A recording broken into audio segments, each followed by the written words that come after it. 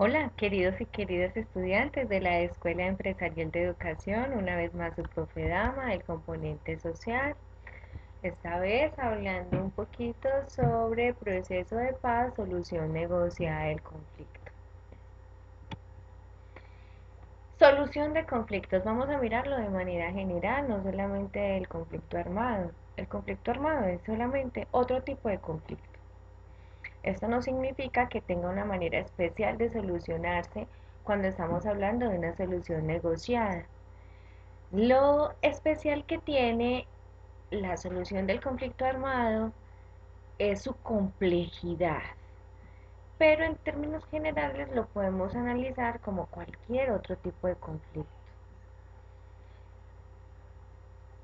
Recordemos que un conflicto es un desacuerdo, más que un problema, ya se ya trascendió algo más grave que un problema entre individuos, entre familias, entre comunidades, barrios y entre grupos armados, entre países, en, en general.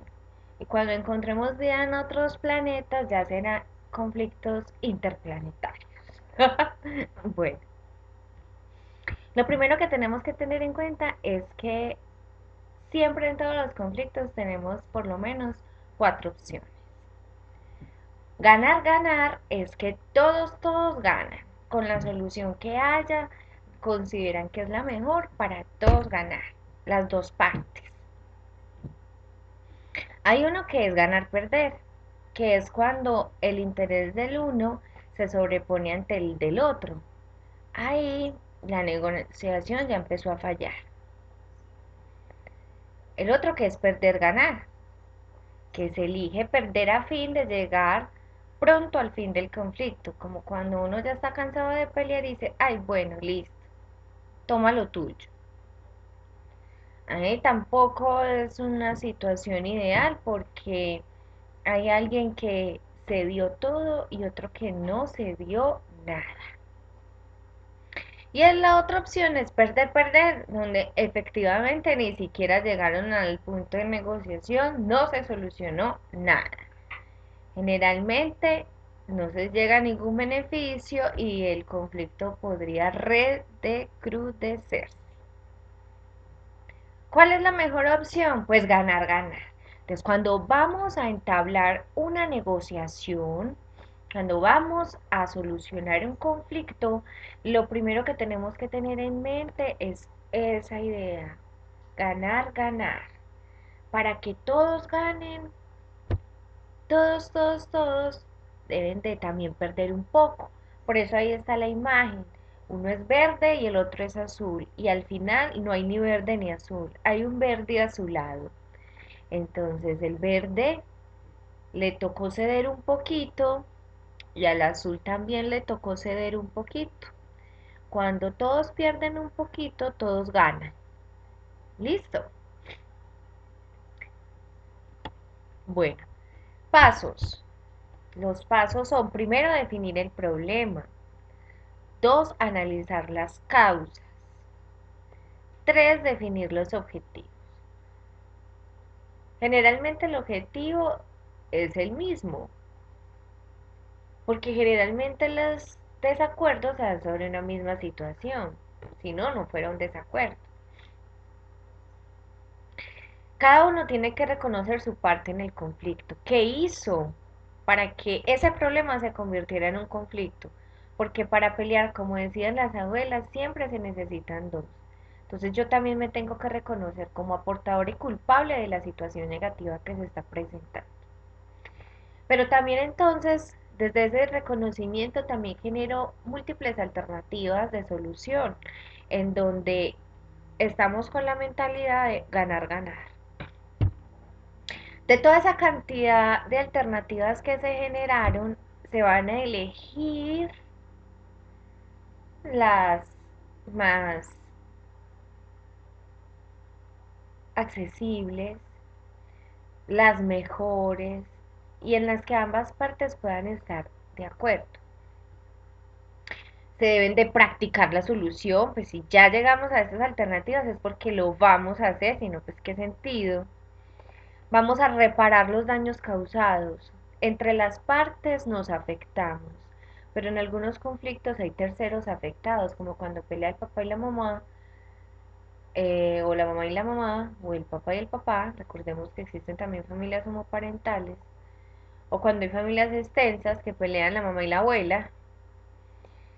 Generalmente los niños y las niñas de esas familias son, digamos, las víctimas de ese conflicto.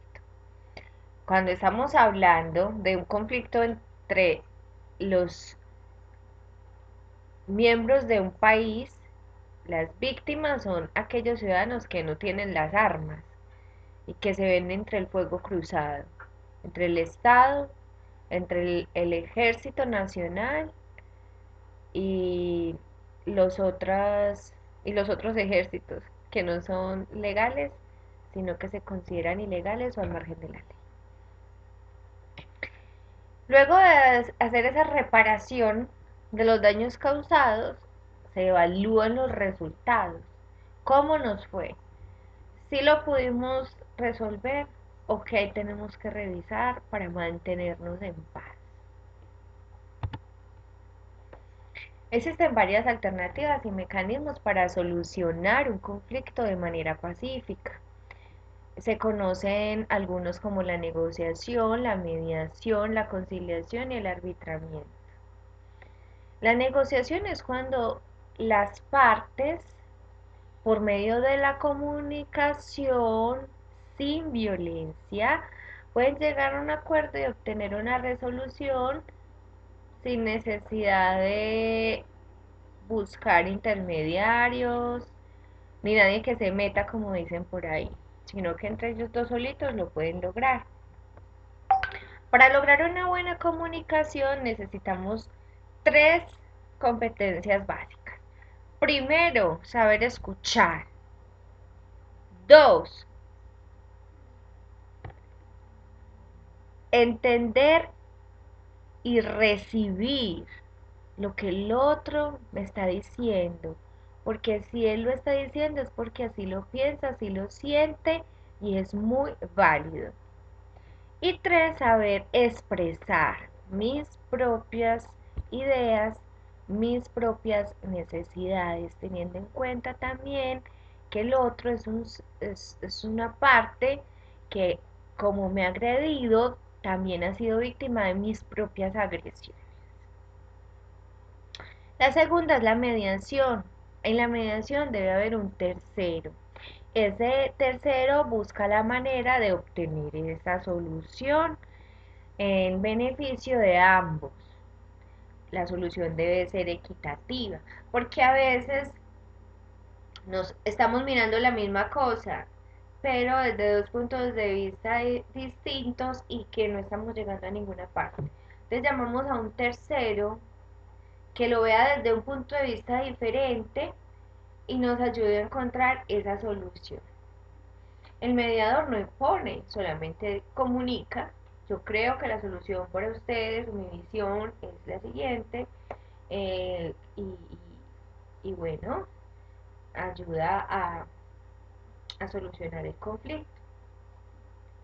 El otro que es la conciliación. En la conciliación también hay un tercero. En ese tercero, el tercero también es el que ayuda a hacer la paz. Pero la diferencia entre mediación y conciliación es que el mediador solo da una solución, ¿sí? Mm, da una propuesta para brindar un beneficio, mientras que el conciliador sí se involucra de tal manera de que el conflicto se resuelva a través de acuerdos. El mediador no se involucra, el conciliador sí se involucra. Hay otro que es el arbitramiento, y es cuando las dos partes que están en conflicto, o las partes 3, 4, 5, los que estén peleando, deciden que no pueden solucionar, que es muy difícil, que mejor llamen a otro que decida, como en un partido de fútbol.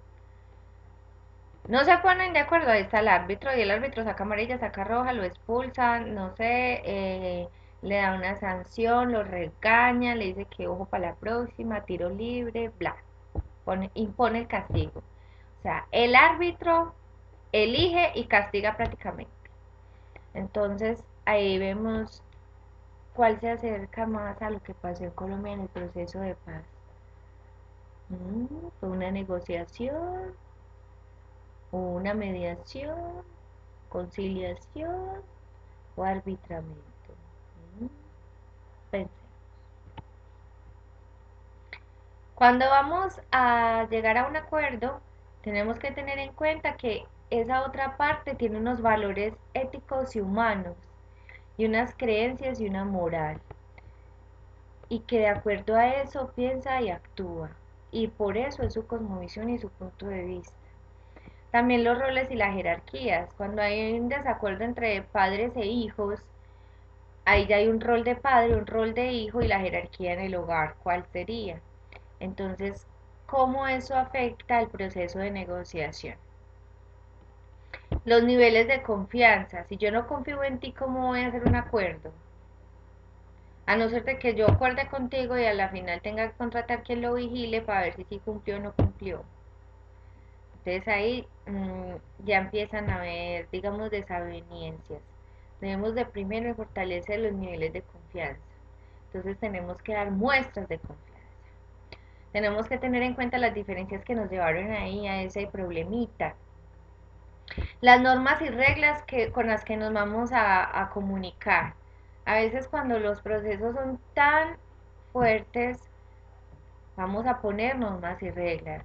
No nos vamos a disparar, en el caso, por ejemplo, del conflicto armado, no vamos a seguir secuestrando, no vamos a seguir reclutando menores, ¿cierto?